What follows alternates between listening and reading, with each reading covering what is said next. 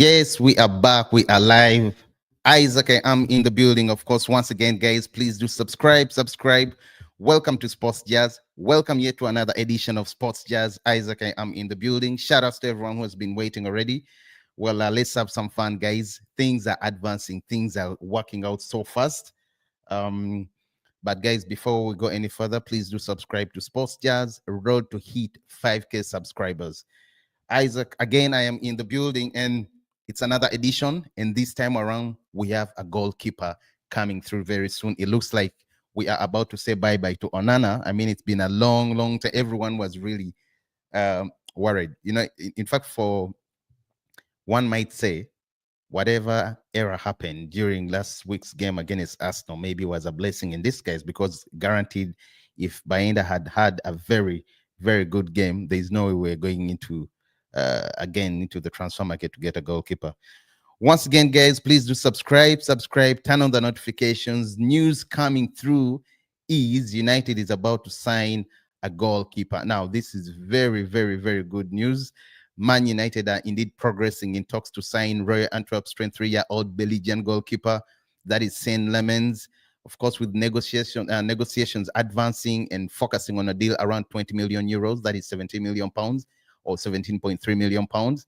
Well, he's a good keeper. He's a good keeper, Belgian showstopper. I mean, he's seen as a long-term project. That's what I also see him as, a long-term project to provide competition for the likes of Onana, Bainda, but I think Bainda might go out on loan now that this guy is coming through. But yeah, it would be very nice to have someone put pressure on Andre Onana because boy, oh boy, we don't want to go through what happened last summer, courtesy of him. But yeah, well, I mean, I see people who are saying on social media that we should go for Donnarumma. Donnarumma would have been a good option. Of course, he's a better option, but his wages, and Ineos nowadays is not ready to do that. You know, you already have Onana who's on high wages. You have Onana. I mean, if you bring in Donnarumma with the high wages he's on, then you again bring in Onana. Rather, you keep or stay with Onana. I think it's a bit of a mess because you would have Onana. How much did United pay? I think United paid close to 40 million pounds, just for Onana. Thank you, Eric Ten Hag. One of the worst signings. Please do subscribe, guys. Please do subscribe. United are in advanced talks with Royal Antwerp over Senne Lammens. Now, this is very good news. We've been crying for a keeper. We've been crying for someone to put pressure on Andre Onana. The competition. And well, it looks like United is about to get their keeper. Personal terms are reportedly not a problem, close to being agreed on. And we understand Lammens has also expressed expressed enthusiasm for the move to Manchester United. In fact, at one point he called United one of the best clubs in the world, and it would be a dream and an opportunity to join Man United. But guess what? Former Arsenal player who is also the sporting director of Antwerp, that is Mark Overmars, has already confirmed that the club is open to selling Lammens, having already secured a replacement. They signed a keeper, I'm forgetting the name, but there was Man City at one time. There was Inter Milan. Actually, a few weeks ago, Inter Milan was stepping up to get this player's signature, the keeper. But I'm so happy that United has decided to step on the gas, get this signature done. Yeah, we'll see what's next, because it was really going to be shambles if we stayed with Onana, Bainda as our goalkeepers. Now, I know things are not so good. This keeper that we are bringing in is still young, 23 years old. We haven't seen a lot. To be honest, I've only watched a few clips of him on YouTube, but from what I understand, he's a keeper that is progressing. He's a good showstopper, by the way. And from what I understand, he's more likely to be even better than Onana, something that I really welcome, because I don't want Onana as my first choice goalkeeper this coming season. He cost us the Europa, for you that you remember, Onana single-handedly against Spurs. Then you remember the Nottingham Forest game, a lot of games. So I don't think I don't think anyone wants Onana now back in the goal. No way. Once again, please do subscribe. Isaac, come back. It's been a while. Josh, unfortunately, is not around. I don't know where he is, but I know wherever he is, he's also happy. He's jumping because I know he was tired of Onana. Please do subscribe, guys. Please do subscribe. Lammens is really advanced to joining. I mean, the whole deal is really advanced, and that is very, very good news. I mean, he's excited and intrigued, from what I understand, to be moving to Man United. Talks are ongoing very well. And it looks like Sir Jim Ratcliffe gave the green light earlier today. I read it somewhere for United to go ahead and sign a goalkeeper. Of course, now that is Omar Berada and Jason Wilcox. Then you also have Christopher Vivel, who have decided to advance in talks as far as getting the kid's signature. I think he's still a kid. He's not very old, he's not very old. But yes, Manchester United are close to agreeing a deal worth 17.3 million pounds for Belgian 23-year-old Senne Lammens. Now, that is really going to be incredible. I don't think it's a lot of money. It's just 17. In fact, they could just pay it just in a one, time. I mean, as a one-time payment. It's going to be very good for the club. It's going to be good competition, healthy competition. Now that we have someone, but I think Bayend is likely to leave because I don't see him staying. When is he going to play? When is it? I do not see him staying. I think it's best he leaves. It's best he leaves. Gets another club, gets more game time, and who knows? Actually, they should include an option to buy wherever he goes. I hope he performs so well so that we get some money because we need money. We're still stuck with the bomb squad. Some members of the bomb squad that is in Alejandro Garnacho, that is in Jadon Sancho, who has turned out to be a problem. I even understand Fenerbahce wanted, we're ready to match his wages, but his agents, being a problem. Roma also was ready to give him around 5.5 million euros, salary a year, with the player holding up to 6.5. So, I mean, it's very complicated when it comes to Jadon Sancho. He's a problem, he's a problem. Once again, guys, please do subscribe. Man United is about to get a goalkeeper. Now, do I think it's going to be a good move to get this keeper? Well, he's promising. He's young, and from what I've seen, he's a good showstopper. It would be nice to to get a goalkeeper who is serious. I think Onana is not a serious goalkeeper. Bainda is, I don't know, maybe clumsy, a bit clumsy. But with Onana, I don't think he's a serious goalkeeper, and I don't think United should be making him. I hope when this kid comes through, makes an impact right away, so that they make him the number one or first choice goalkeeper. Because with Onana, I'm telling you, it's going to be bad for us if we keep this keeper as our first choice keeper. I understand he actually didn't play throughout the whole preseason, but he's back training. In fact, he was ready for the game against Arsenal, but not match fit. Now, from what I understand, reports are indicating this weekend he will be back in the goal as our first choice keeper. So let's wait and see. But I mean, it's really worrying. I hope there is also this. You could bring in Lammens and Onana decides to turn up and gives you his A game.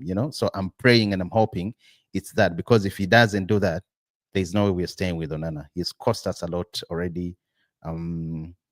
He's not someone that you can rely on, especially if you want to compete at the highest level. You look at Man City, they've signed Trafford.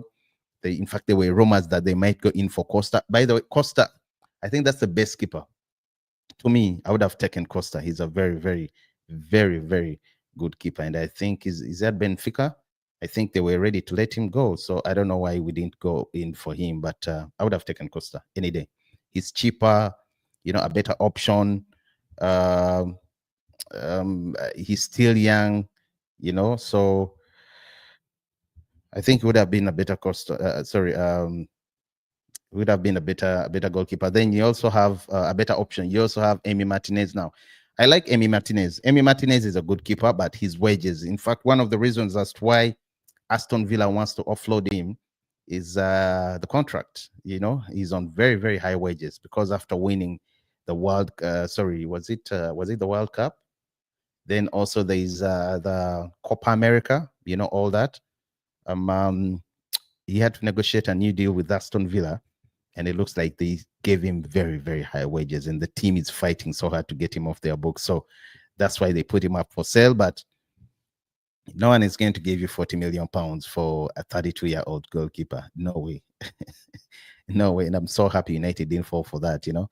I'm so happy. There is no way. United did go for Emi Martinez, just with an option to loan, rather to get him on loan and cover his wages and all that. But Villa were not having it. They wanted the player gone permanently. So United had to pull out, you know.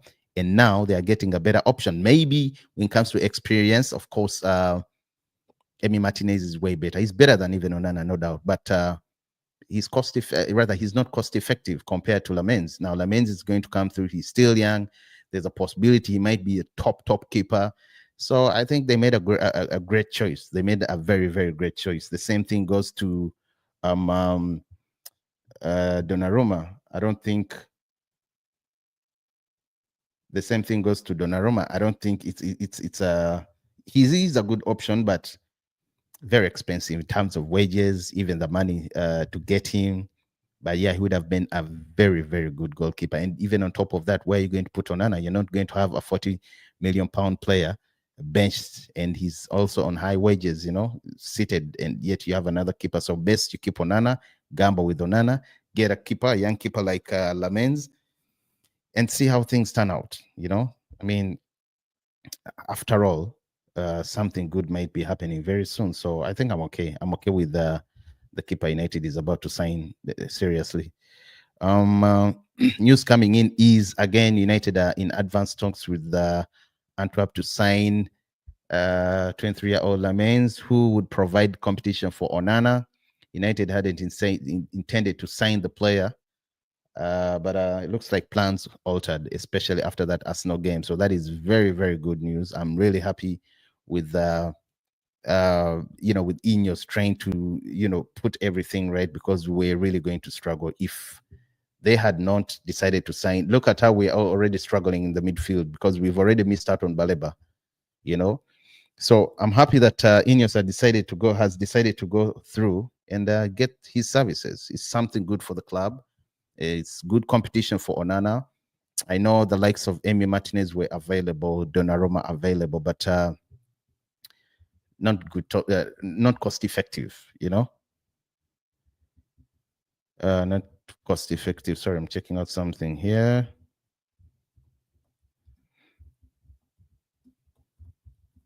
Sorry. Once again, guys, please do subscribe, turn on the notifications. Isaac is in the building. United is about to get a keeper who's likely to come through very soon and give some competition to Onana. And I cannot wait, man. I cannot wait. Yeah. Some people were asking me to talk about the midfield. I don't think United is going to sign any midfielder right now, unless otherwise. There were rumors of Angelo Stiller, but from what I understand, the whole thing is all a wide range. I mean, nothing is really happening. Nothing is happening. It's just wide of the mark. He's comfortable the other side with Stuttgart, and I actually think when it comes to skill set, he would be a very good addition. He's a very good DM, but when it comes to physicality, I mean, I think he would be bullied in the Premier League. Who knows? Because Zubimendi is also the same story. I mean, it would take you some time to cop up right away. But yeah, Angelo, very good midfielder. But I don't think, and he's also, by the way, very cheap. He's very cheap. Of course, Baleba was the better option. Young, the athleticism he comes with, the runs, the pace, the ground covering, and all that. The legs, he really has legs. But Brighton told us to fuck off. So we just had to eat humble pie. And I don't know. You either settle with Casemiro, Ugarte, and Kobe Mino, or get another midfielder. And by the way, the rumors of Kobe Mino being out of favor as far as Amorim is concerned, I don't know how true that is, but I love Kobe Mino. I really love the kid. I mean, he has the heart. He's a United Academy product. But do I think Kobe Mino has the legs to play in the kind of system that Amorim plays? The 3-4-2-1? It's a bit tricky. I think would excel so well in a 3-4 in a 4-3-3.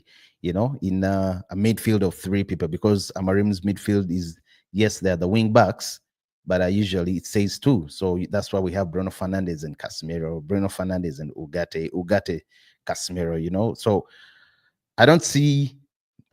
I know we had a bit of preseason games where we had Ugarte and Kobe Mino, but don't get it twisted. Don't get it twisted. I don't think that combo would be nice. I don't think Kobe Mino has the legs, has the pace. He's a bit slow. Like it or not, truth is Kobe Mino is a bit slow.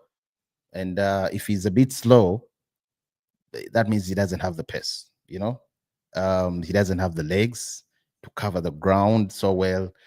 Game reading, tempo, controlling the tempo, no, he's still behind, but he would do so well in a midfield three. But the kind of system that Amorim wants, in fact, with me, I know some people would say otherwise, but if someone came through and is giving you 55 plus for Kobe Mino, you cash him in for as long as Amorim is still around. Because there is no way you never know, he might disappoint me. Rather, I might hit Mbapa and chew my words. But with what I've seen under Amorim, Kobe Mino is a bit slow, in terms of pace. You know, ground covering,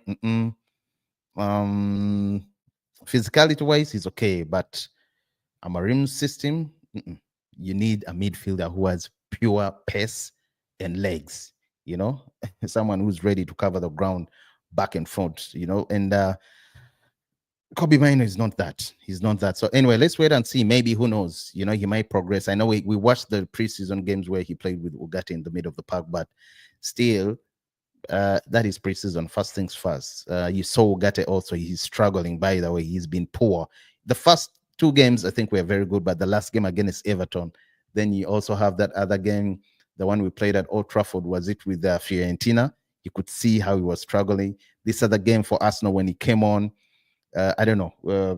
Ugarte needs to get his shit right. He just needs to get his shit right. Otherwise, he's going to be benched. And I like Amorim. He doesn't care whether he knows you from whatever club you were. I mean, he doesn't care about the history you have with him. So, and that's what I want from Amorim. That's what every Man United player expects from our head coach, Amorim, because all the teams that we're supposed to be competing with, the likes of Arsenal, Man City, Liverpool, who else should I add? Chelsea. Well, you could also say Chelsea are really doing so well. They have all departments covered. The midfield is so good. Chelsea has Caicedo. They have is it Lavia? They have Enzo Fernandez. Then you look at Arsenal. They have Zubimendi. Yes, they looked shaky the first game against Man United. But still, I mean, with time when they gel, their midfield is going to be a problem. You have Zubimendi, you have Declan Rice, you have Odegaard. If you go to Man City, it's also, I mean, the midfield is also solid. Yes, Rodri could be a bit injured, but very soon is coming back. You look at all these teams, they're so good in the midfield. McAllister and Gravenberch for Liverpool. And boy, you see it and you're like, okay, do I think Kobe Mino and Ugarte, Casemiro and Ugarte, Fernandez and Ugarte, or Fernandez with any of those that I've mentioned are really going to provide competition and really going to get into the game against Chelsea, against Liverpool or Arsenal and try to control the midfield?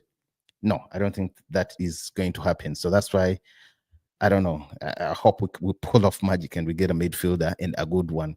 In fact, if you watch the game against Arsenal, the one that we lost at Old Trafford, you could see that every time balls came into the midfield, they were pushed out of the midfield. Every time we won possession back, every time we won the possession back, balls were being switched to the wings. You go back and watch the game very well.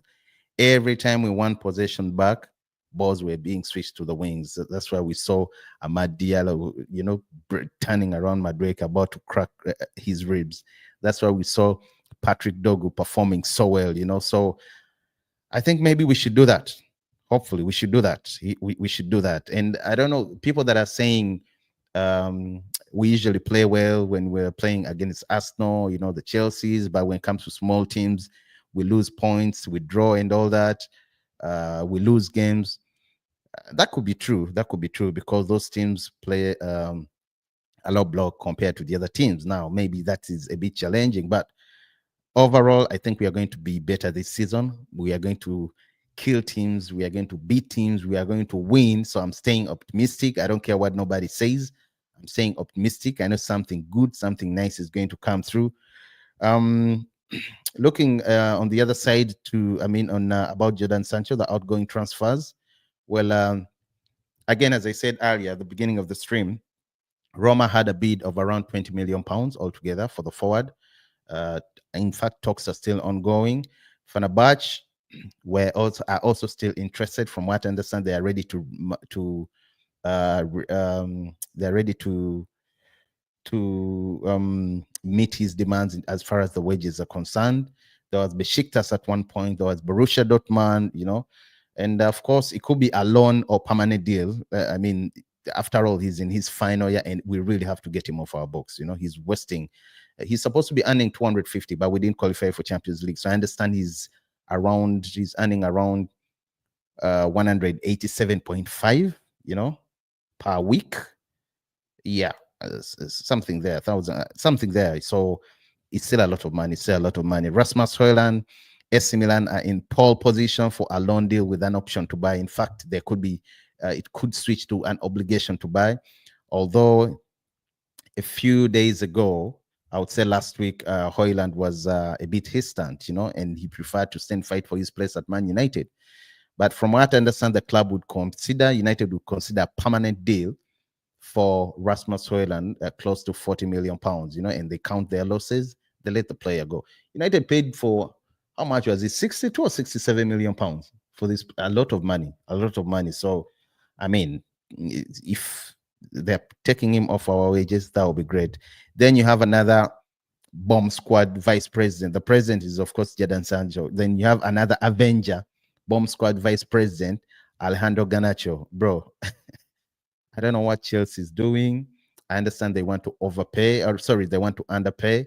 They value him around 25 to 35 million pounds. I think that is a joke for a player who's done so well. He should be in the same range with the likes of Ilanga, 55, the Maduekes, 52, 53. So the Gaitans, 55. I don't really understand. Yao Pedro, close to 60. So I don't understand. I don't, and it doesn't make sense. But his wages are not so high. He's only on, is it 50,000 per week? His contract runs until 2028, and there's an option to extend. So if Chelsea is coming around, trying to play all those silly games, don't sell him.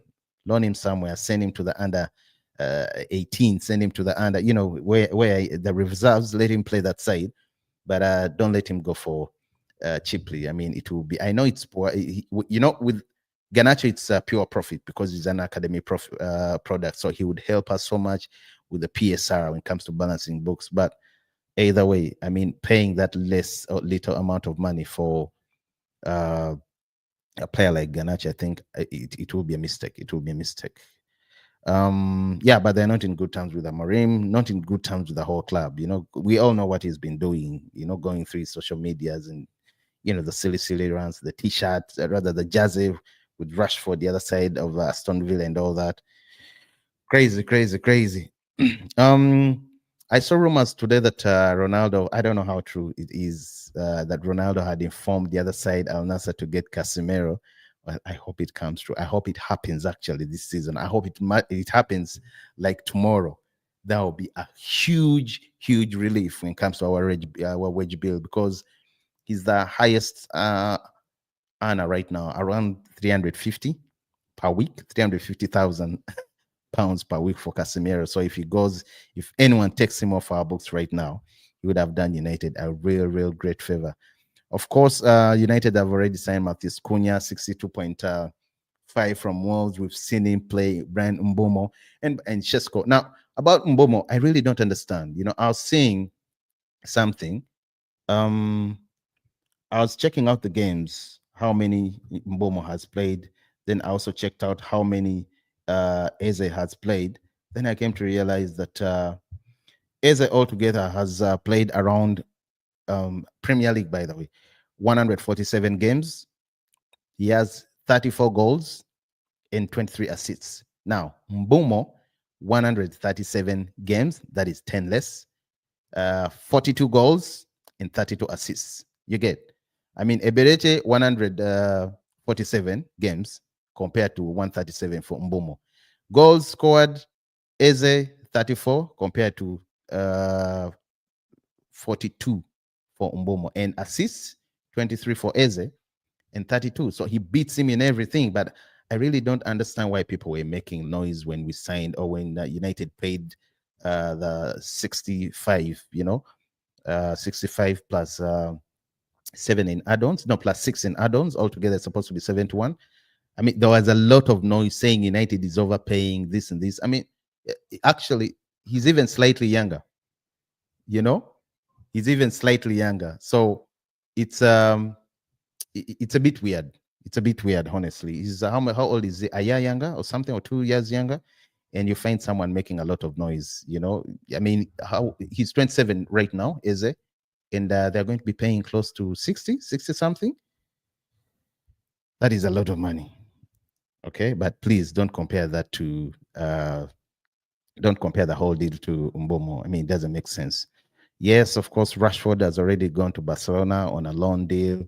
Ericsson has already left. Evans, Lindelof, all these players. Toby Collier at West Bromwich. So it's a bit funny. It's a bit funny that we still haven't sold these other players. Anthony, I don't really understand why Anthony is not working out. I think Sevilla broke. That's all I can say. And they're too much of a joke. They shouldn't come for Anthony if they want a complete dry loan spell or deal for Anthony, unless they're covering all wages, because I understand they wanted to take him, but on a loan deal, because last time they took him, United was covering everything. That's the same deal they want. And I don't think it's fair. I don't think it's fair. There were suitors from Turkey. I think it was Besiktas or Fenerbahce. Not so sure, but it looks like the player prefers joining Real Betis now.